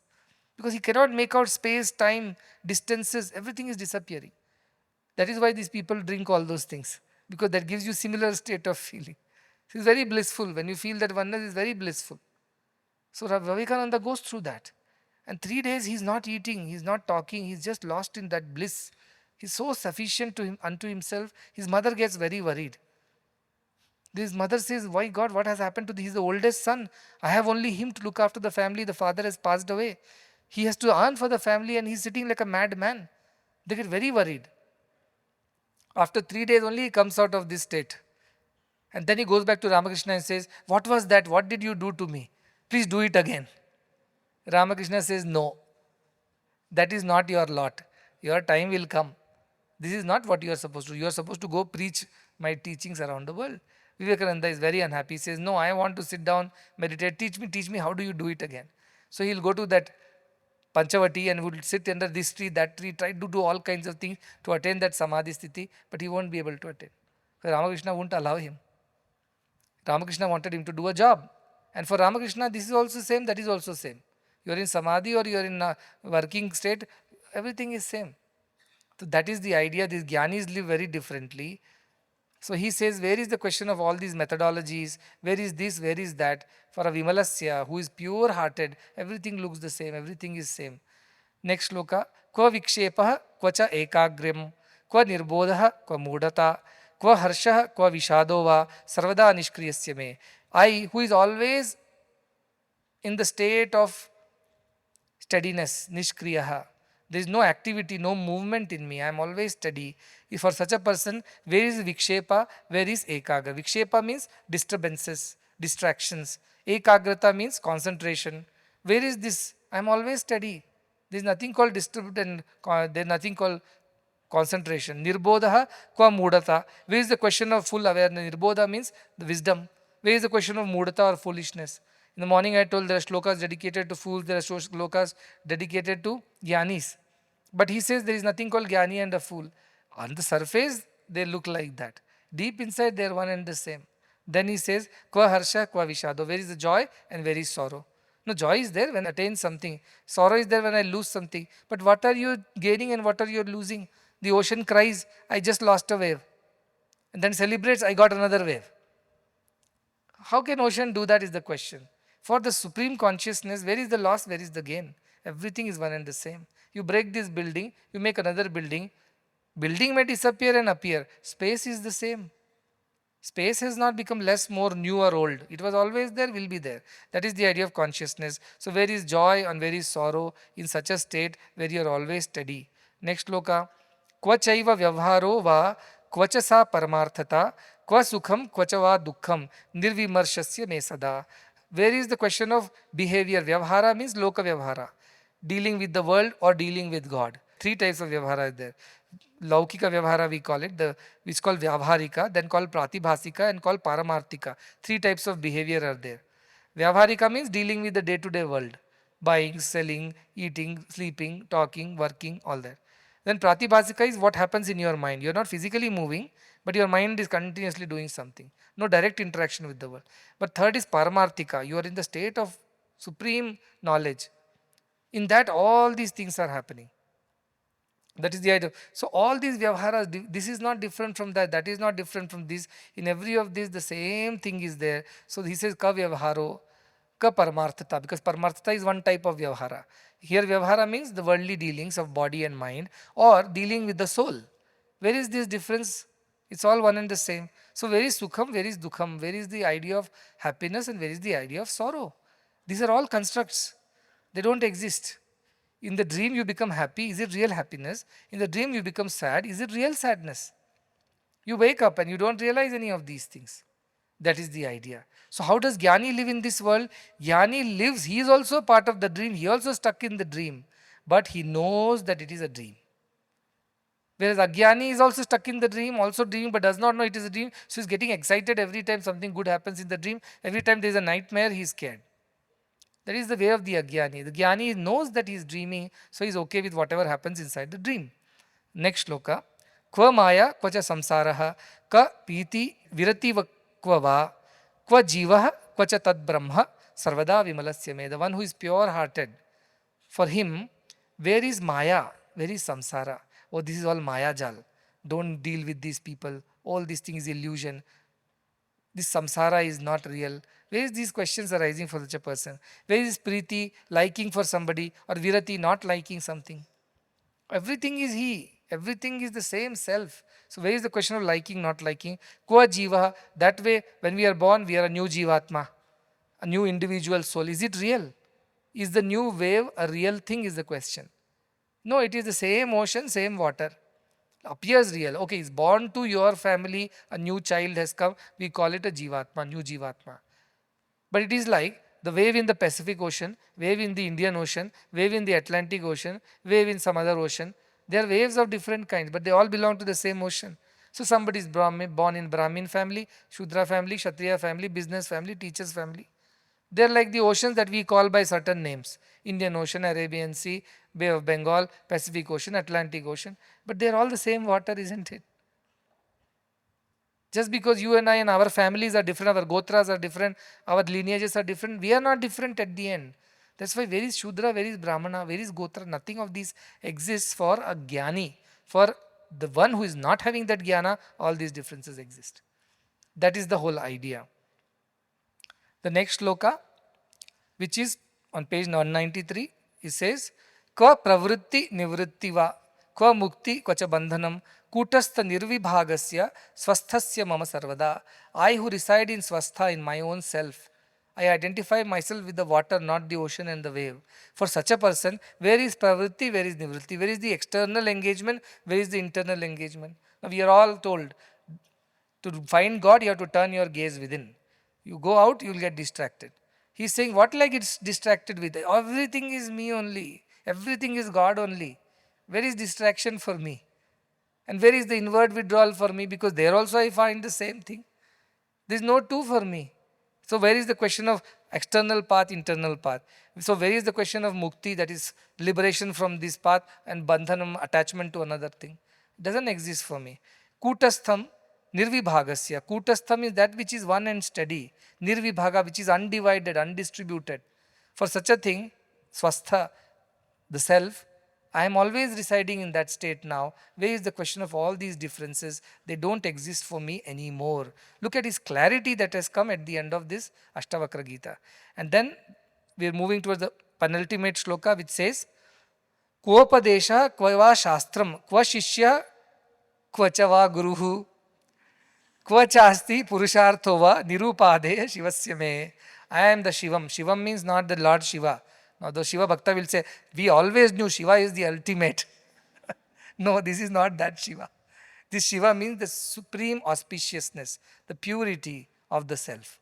The refined, sinless, guileless self is Shiva. Don't put it as the Shiva in the Shiva temples, the lingam. Not that. So that I am, he says. Then for such a person, nirupadehe, who has no superimpositions. So you superimpose a husband on a man, brother on a man, son on a man, grandson on a man, friend on a man, teacher on a man. He becomes many, many things depending on the situations. These are all superimpositions on the same man. Likewise, this Shiva, all these superimpositions are in him. But he is one and the same. So what happens for such a person? Why he needs Upadesha? Why he needs to go to somebody and say, give me an Upadesha on Brahma Jnana? He doesn't need, he already is in that, abiding in that self. Shastram is not needed, all these books and textbooks and ritualistic books are not needed. Where is Shishya there? Where is Guru there, he says. Because Guru Shishya are one and the same. Now you all will thinking, we always knew that. We don't lecture us from tomorrow, we are the same. No, you don't know that you are the same. When some fool argued with you, says everything is Brahman, you are Brahman, I am Brahman. So we are same only. Guru Brahma, Shishya Brahma, same. He said yes, Guru Brahma, Shishya Brahma is correct.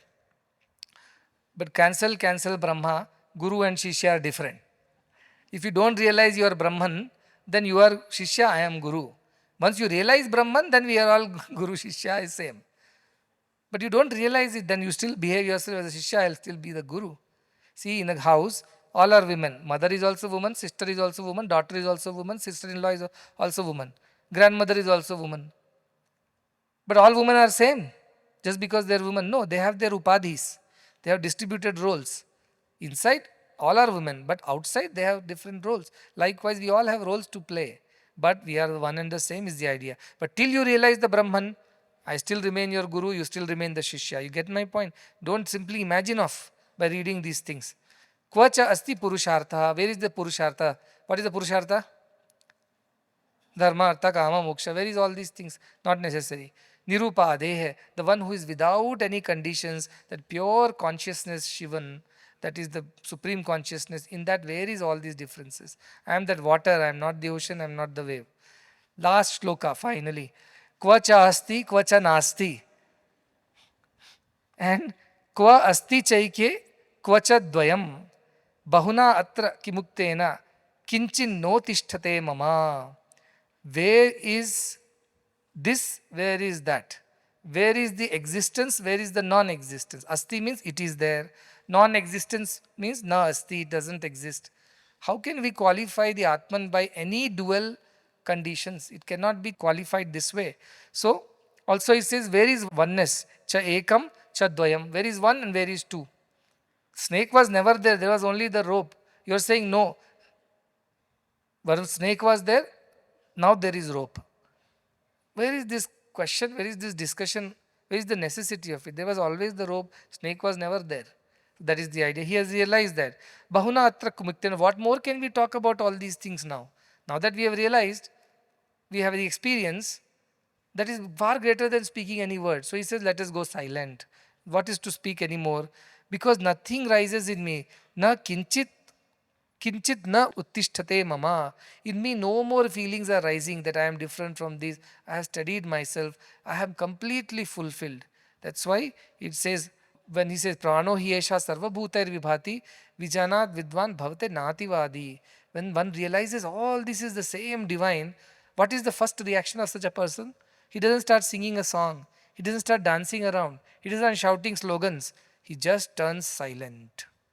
Because he has filled with that experience, is so overwhelming. What more should I speak? And what is there to speak? These are idle prattles. Why do we need to speak about anything at all? All that is at the level of the mind. I am the self, and therefore I do not need to speak anything anymore. And I also do not need to speak anymore because the book is over. I am done. Thank you very much for bearing it.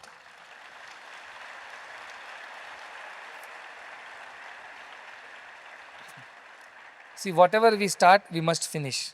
Right? ಪಟ್ಟಿನ ದೇದೆಯೋ ಪಟ್ಟನೇ ಪಟ್ಟಿತೀವಿ ಪಟ್ಟಿನ ಗೇಡುದಾಕ ಅಟ್ಟೆ ಉಂಡು ಕೋರಿನ ದೇದೆಯೋ ಕೋರನೇ ಕೋರಿತೀವಿ ಕೋರಿಕೆ ಚೆಲ್ಲೇಡುದಾಕ ಕೊಲಚಿ ಉಂಡು ಅಡಿಗಿನ ದೇದೆಯೋ ಅಡಿಗಿನೇ ಅಡಗಿತೀವಿ ಅಡಿಗಿನ ತೀಡಿದಾಕ ವಿಡವಕೊಂಡು ತಲಚಿನ ದೇದೆಯೋ ತಲಚನೇ ತಲಚಿತೀವಿ ತಲುಪು ತೀರೇಡದಾಕ ತರಲಕೊಂಡು. Bhagavan used to tell this shloka with great emphasis, used to say. It was a fun listening to him.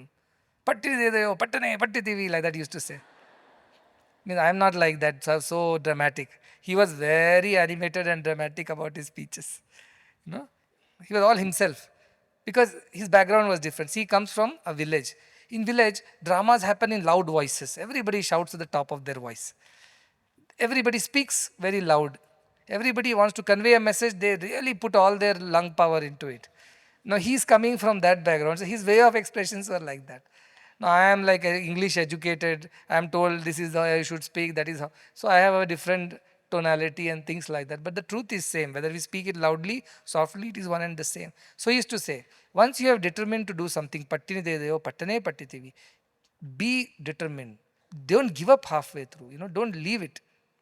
Pattin neggedu daka atte undu. Till you have fulfilled it, don't give up. Stay there. Be at it. Then he says, Korine dedeyo korine korti. Whatever you have thought about, whatever you have desired for, wished for, till you have fulfilled it, be at it. These are not for worldly wishes. These are for spiritual ones, please. And then talchine dedeyo, whatever you have thought about, till that thought is manifested, be at it. Don't give up. Adigine dedeyo, whatever you asked for, means from the divine, not from others. Be at it. Don't give up. Then he says, పోరు పడలేక తానేన బ్రువవలయు వదల తెలియక నీవేన కదలవలయు అంతేగాని మధ్యలో ఆపివేసి తిరిగి పోవుట భక్తుని దీక్ష కాదు. A true devotee doesn't turn away. Not the devotee of God who is begging for things. The real devotee who is devoted to this idea of Atma Jnana doesn't leave it halfway and go away because it's so tough, so difficult. Either the God should relent to your consistency and give you what you have asked for, or you should die asking for that and don't move from there. Because you don't know how to move from there. This is the only thing you know. Stay and keep at it. Only then things happen. Leaving it halfway through is not the way of the true seeker. That is what he used to say. So I would conclude with that. We have learned Ashtavakra Gita. We have gone through beautiful ideas, analogies, similes, examples. It cannot be made simpler than that. It has been made very simple. At the end, you are the self, no doubt about it. But the problem is that we are in the dream, but we don't know we are in the dream. And the lion who is chasing us in the dream feels real. Our fears feel real. Our excitement feels real. Anxiety feels real. How do I get out of it? Somebody has to come and wake us up. Saying, get up, don't suffer. That is the Guru's job. Who comes and wakes you up. Saying that, wake up, don't suffer unnecessarily. You are sweating, you are panting, you are kicking your hands and legs, turning this way, that way. Not necessary. You are suffering a dream which is not real.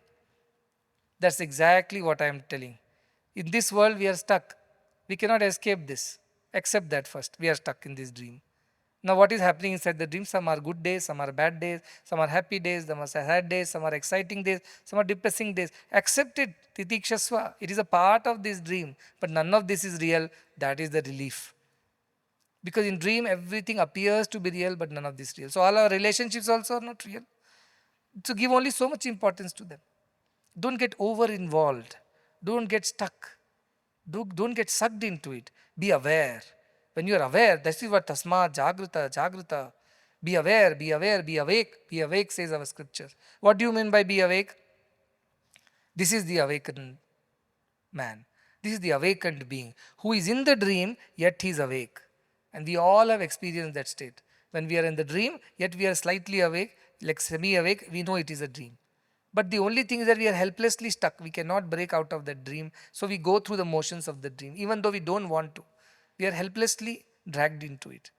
This is how we are helplessly in this world right now.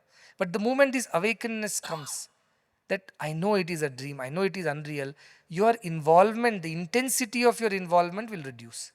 So the intensity of your emotions will reduce.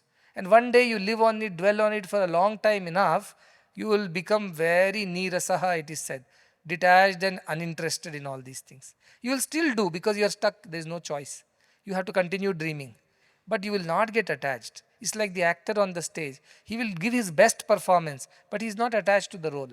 Next movie comes, he'll do something else in the next movie. He's not attached to the role. Like that, the images in the mirror. Mirror reflects all the images, good, bad, ugly, beautiful, but not attached. Whoever comes next, it reflects that also. Your mind will become like that. Yadayat kartum ayati tad kritva tishtata sukham.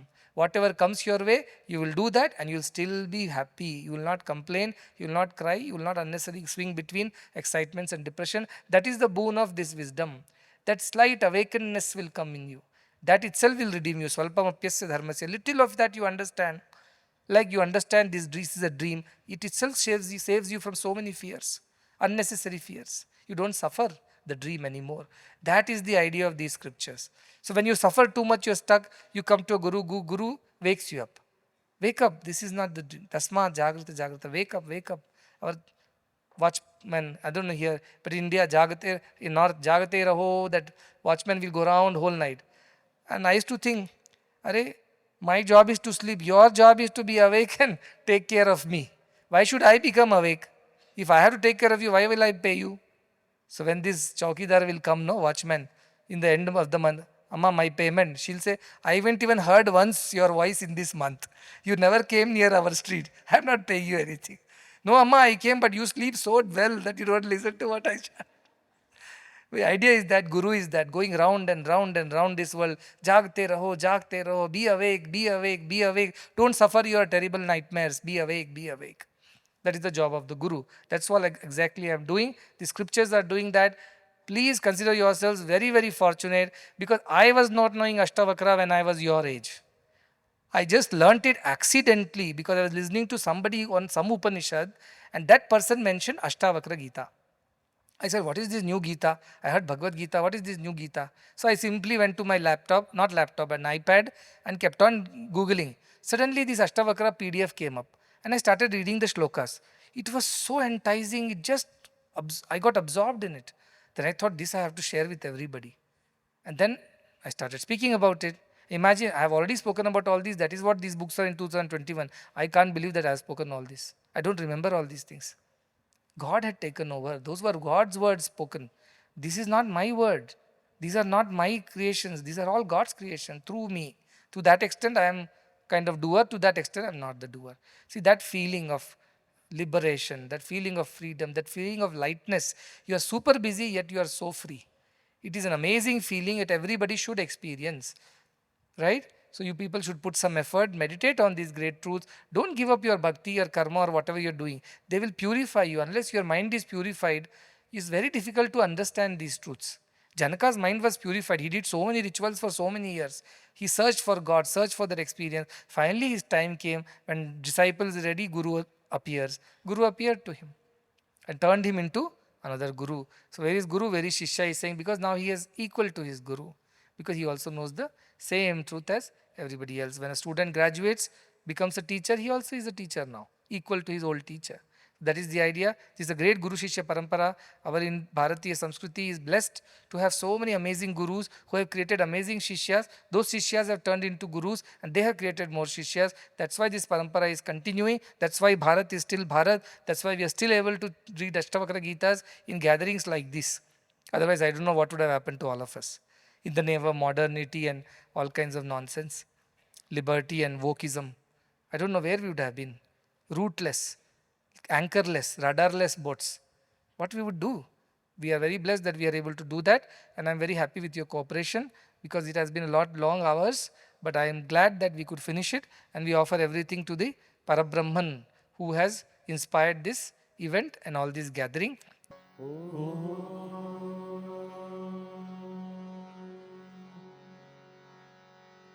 सहनाववतु सहनो भुनक्तु सह वीर्यं करवावहै तेजस्विनावधीतमस्तु मा विद्विषावहै